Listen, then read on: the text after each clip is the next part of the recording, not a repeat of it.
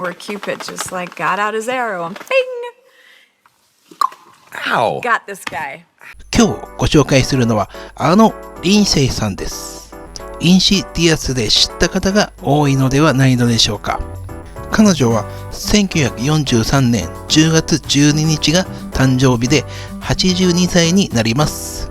彼女はこれまでに多くの映画に出演されており、エルム街の悪夢やクリッター、ヒドゥン、メリーに首ったけなど出演を重ね今に至ります。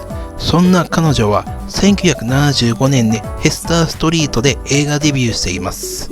本当に今の姿からは想像ができない貴重なちょい役を演じています。それがこちらです。 Oh, you. Don't tell me. What you waiting for? 本当にここだけ娼婦役として出演されてます。彼女のこれまでに出ている映画で一つだけおすすめを挙げるとすれば、ザ・グラッチ、資料の住む屋敷になります。リンシェイさんの発狂するシーンが見事に怖すぎる。以上、彼女の紹介を終えます。最後にザ・グラッチのキャストほぼ揃っての貴重なインタビューをご覧ください。Hi everyone, I'm Tim Stack, and we are here live from New York Comic Con in the heart of Hudson Yards / the West Side Highway. But it's a rainy day in New York, but I'm here. I'm very excited. I'm so excited for this movie. I'm here with the director and the cast of The Grudge, the new Grudge, Grudge 2.0, I'm going to call it, if you will. But Nicholas, you're the director. Tell us what makes this Grudge different than the ones we've seen before, I guess. I think the biggest, most obvious difference is it's rated R. Ooh. And very much, it's very much rated R. Okay. It's The other ones weren't R? No. No. So, you know, we got to be gorier with it for sure. Yeah. But then I think also what came with the R rating is like allowing us to be a bit more serious with the subject matter outside the scares as well. Okay. You know, I think a lot of horror now is like so welcoming of family drama. Okay. I think more so than it ever has been since like the 70s. Yeah. And because of the R rating, like I said, yeah, we got to be gorier. Lynn gets quite bloody and does some gnarly things. But I think also just, you know, all of their storylines are a lot more intense, a lot more adult. Just by nature of being rated R, we're allowed to sort of cater to an older audience, and I think that that brings a very special, unique energy to this movie. And Sam was really passionate about making an R-rated version of The Grudge, wasn't he? That was Yeah.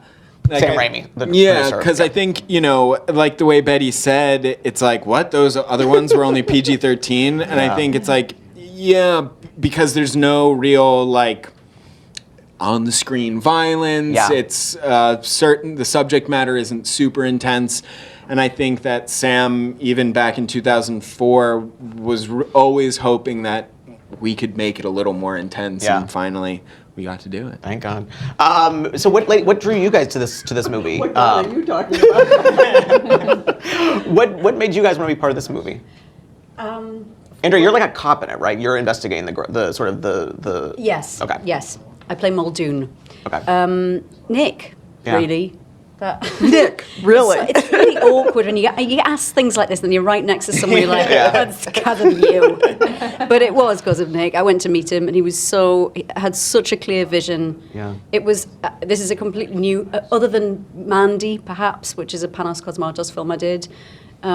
Great movie. A real it's new. One of my brothers, my two brothers. It's one of their favorite movies of all time. He's a wonderful director, Yeah. and so this was kind of a new this world is a little new for me. And Nick, I mean, just apart from being one of the most organised, kindest, visionary people that I've ever worked with, it was actually quite pleasant to be in total mental torture every day. Sure. I would go home and feel like I couldn't breathe, you know? most scenes is I'm having a psychological breakdown. Wow. But he was just really jolly. Yep. Sounds fun. So that was good. It's disturbing in retrospect how jolly you were. Betty, what about you? What drew you to this? Not Nick.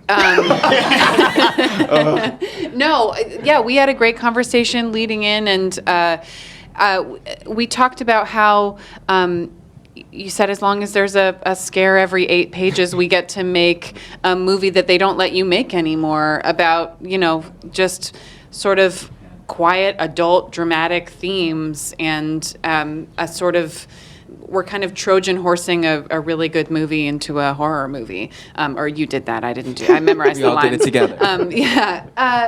And yeah, I think, I have not seen any of your movies because I cried at all the trailers. I can't watch horror movies. And so this was the first time I've been in one. And yeah, I cried at the clip you sent me of this movie. So it was also, I would say, a personal goal to be in a horror movie and not pass out. Nice. And I didn't pass out. Okay, well, that's good. And Lynn, I mean, obviously the Insidious franchise is, you're sort of the face of that in a gas mask. So, I mean, what do you like about horror so much? I mean, what is it about this genre that you kind of respond to? I actually, honestly, I'm not a genre. I like storytelling. Oh. And I'm more interested in that than anything, than in genre. Yeah. And I've been fortunate to be invited into these wonderful movies. I mean, that Insidious took off the way it did. Yeah. Was as big of a surprise to all of us, including James Wan, who said, "Do you think they're going to like this?" Who knows? And this was a real treat. I was kind of invited in because of Nick, and which, by the way, thank you very, very much. Of course.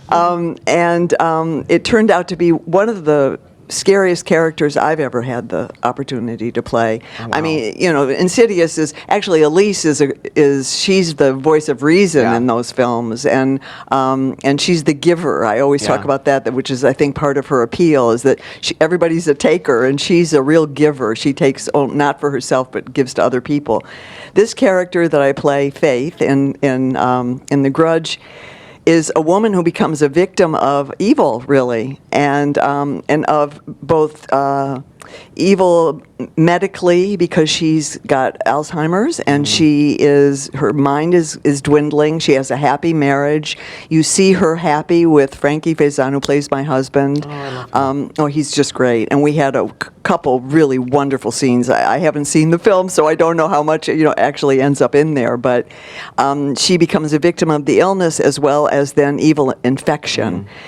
And I think that is a metaphor for, unfortunately, a lot of stuff that's going on and deteriorates people's sense of love, self-love, and being able to love other people by this infection that sort of grabs us all and pulls us to hell, basically. Yeah. We debuted a first look of you, an image of it looks like the spirit or the Grudge ghost is like on top of you. Yes. And like this close to you. I don't know if you can tease that scene. And also, did that person have like a mint? Or, was that... Wait, let Nick answer that question. This is one of my favorite Lin Shaye moments ever. So she had just met that actress, Tara Westwood, moments earlier. We're lining up for the shot, and Tara says to Lynn, "Do you mind if I drool in your mouth?" And Lynn, without waiting a beat, says, "Of course," and didn't think it was a weird request at all. And it was that's Lin Shaye. Wow, that's wow. Thank you. Wow. Wow, if that's not a sell for The Grudge, I don't know what is. But so this movie comes out in 2020. Yes, yep. January 3rd. January 3rd, 2020. Thank you guys so much for being here, and enjoy the rest.